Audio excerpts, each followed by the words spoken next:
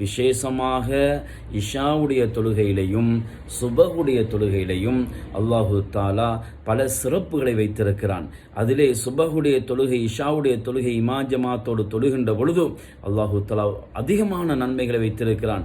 புகாரி முஸ்லிமிலே பதிவு செய்யப்பட்ட ஹதீஸ், அருமை நாயகம் ஸல்லல்லாஹு அலைஹி வஸல்லம் அவங்க சொன்னாங்க, லவ் யஅலமூன மா ஃபில் அதமி வஸ்ஸுப்ஹி, ஸல்லல்லாஹு அலைஹி வஸல்லம் அவங்க சொன்னாங்க, சுபஹ் தொழுகையுடைய சிறப்புகளையும் அதில் இருக்கக்கூடிய நன்மைகளையும் இஷாவுடைய தொழுகையிலே இருக்குகின்ற சிறப்புகளையும் நன்மைகளையும் அதை இமாம் ஜமாத்தோடு தொழுகின்ற பொழுது இருக்குகின்ற நன்மைகளை மனிதர்கள் விளங்கிவிட்டார்கள் என்று சொன்னால் இந்த இரண்டு தொழுகைகளுக்காகவும் இமாம் ஜமாத் வீணடிக்காமல் அந்த தொழுகையை கதா செய்யாமல் அந்த அளவு அவர்கள் வருவார்கள். எப்படி என்று சொன்னால் ஸல்லல்லாஹு அலைஹி வஸல்லம் அவங்க சொன்னாங்க, ல அதௌஹுமா வலௌ ஹபுவன், அவர்கள் தவண்டாவது சரி அந்த தொழுகைக்கு வந்து சேர்ந்து விடுவார்கள் என்று அருமை நாயகம் ஸல்லல்லாஹு அலைஹி வஸல்லம் அவர்கள் சொன்னார்கள்.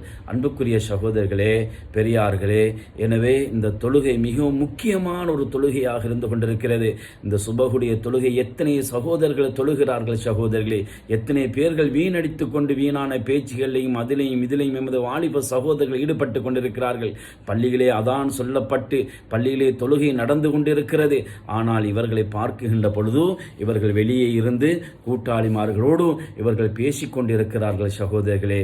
ஆனால் தொழுகையுடைய நேரம் முடிந்து மக்கள் போகின்ற வரைக்கும் அவர்கள் பேசிக்கொண்டு இரவு 10 மணி 11 மணி 1 மணிக்குத்தான் வீட்டுக்கு செல்லுகின்ற ஒரு நிலைமை எமது வாலிப சமூகத்திலே பார்க்கக்கூடிய ஒரு கசப்பான உண்மையாக இருந்து கொண்டிருக்கிறது. உமர் ரலியல்லாஹு தஆலா அவங்க சொல்லுவாங்க, இரவுல நின்று வணங்கி 8 அவர் 10 அவர் கால் பீங்கு வரைக்கும் நின்று வணங்குவதை விட சுபகு தொழுகையை இமாம் ஜமாத்தோடு அவ்வல் தக்பீரோடு ஜமாத்து தொழுகையாக தொழுவது எனக்கு ரொம்ப விருப்பமானது என்று உமர் ரலியல்லாஹு தஆலா நம்ம சொல்லுவாங்க.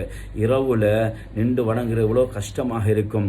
ஆனால் ஒரு 5 நிமிஷம் 10 நிமிடங்கள் ஒதுக்கி சுபகுடைய தொழுகையை தொழுகின்ற பொழுது இரவு பூராக நின்று வணங்கிய நன்மை அல்லாஹ் கொடுக்கிறான் என்றால் அன்பார்ந்த சகோதரர்களே, பெரியார்களே, அவ்வளோ சிறப்பான ஒரு தொழுகையாக இருந்து கொண்டிருக்கிறது. இந்த தொழுகையை இன்று சிலர்கள் வீணடிச்சு கொண்டிருக்கிறார்கள்.